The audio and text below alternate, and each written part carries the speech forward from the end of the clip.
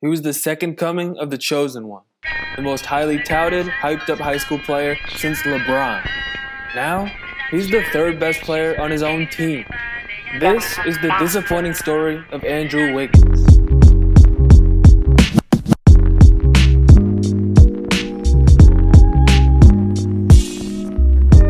What's good, everybody?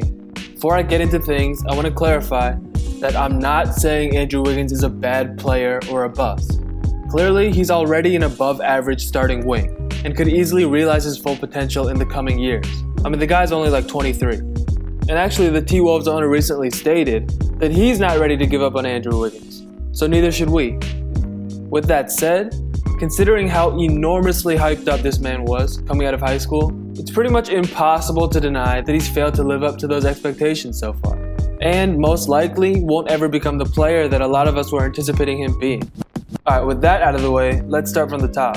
For those of you who might be a little younger or who weren't following basketball at the time, the hype for Andrew Wiggins from around 2012 to 2014 was similar to the hype that Zion Williamson has nowadays, but probably even more insane. Wiggins was said to be a better prospect than Kevin Durant, Blake Griffin, Derrick Rose, Kyrie, pretty much anybody and everybody since LeBron James. Every news article and YouTube highlight reel was calling him the next LeBron or the next Kobe since his sophomore year in high school.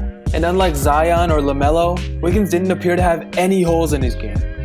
One article described him as having the length of KD, with the athleticism of Tracy McGrady, and the defense and overall upside of a young LeBron. Essentially, dude was supposed to be a demigod, a guy that could have easily went number 1 in the draft coming out of high school.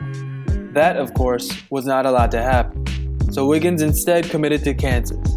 In college, Wiggins averaged an impressive 17-6 as a freshman, as every bottom feeder team in the NBA started their Tank for Wiggins campaign to try to land the young phenom. However, over the course of that 2013-14 college season, the gap between Wiggins and the rest of the field was already shrinking, and it shrank pretty drastically, with Jabari Parker, who put up a hot 19-9 a game at Duke, being looked at as a young Carmelo, and Wiggins' own teammate, an unheralded 7-footer named Joel Embiid, lighting up mock drafts late in the season to potentially surpass Wiggins as the number 1 pick.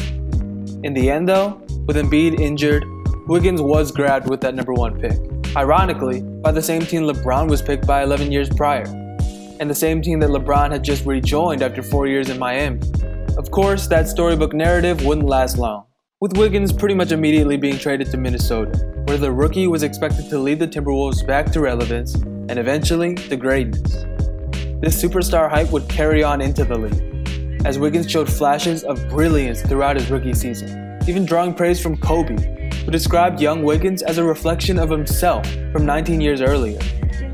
And even though his team finished that season with the worst record in the NBA, Andrew Wiggins, who won Rookie of the Year, already looked to be among the NBA's top young players and on pace to reach his expected greatness. As a couple years went by, Wiggins' numbers continued to go up, all the way to 23 points a game in the 2016-17 season. At the same time, the other number 1 pick on the team, Karl Anthony Towns, quickly became viewed as one of the best big men in the league, and even a better overall player than Wiggins. That would mark the second time in just 3 or 4 years that one of Andrew's own teammates surpassed him as the better player. But people were quick to defend Wiggins, citing the Shaq and Kobe Lakers, where even though one guy was better at the time, both became all-time greats.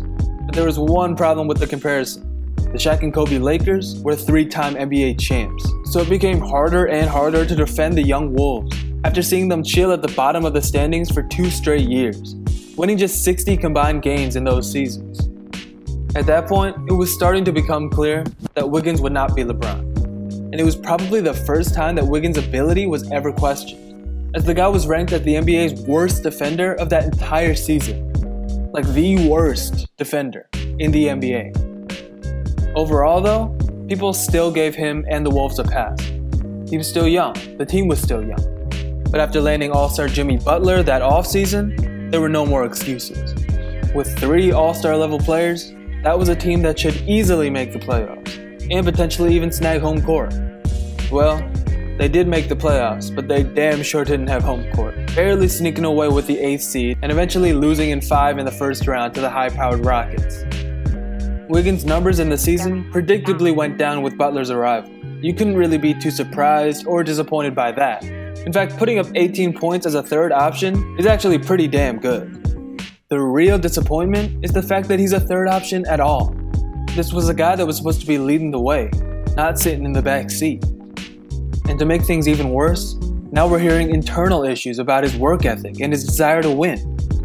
Now, a lot of superstars' stats early on may not have been great. Look at Kawhi or Paul George or even Kobe. And a guy like Kobe may have been hard to deal with sometimes. But one thing nobody ever questioned was his work ethic and his unrelenting desire to win. So what are we left with? We know this guy has the ability to put up the stats and make the all-star teams at some point. But if Jimmy Butler is really spitting the truth, really spitting facts about his attitude towards the game, Andrew Wiggins may never realize his potential. That's all I got for this one, guys. If you enjoyed the video, hit that subscribe button. Thanks for watching. I'm out.